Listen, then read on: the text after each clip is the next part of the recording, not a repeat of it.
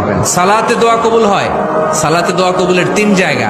একটা হচ্ছে তাকবীরে তাহরিমার পরে আমরা সানা পড়ি না, আমরা তো একটা পড়ি, আল্লাহর হাবিব সুন্নাহ এবং নফল নামাজে আরো পড়তেন সানা, ওই দোয়া কবুল হয়। 2 নম্বর জায়গা সালাতে সেজদায় পড়ে দোয়া করলে কবুল হয়।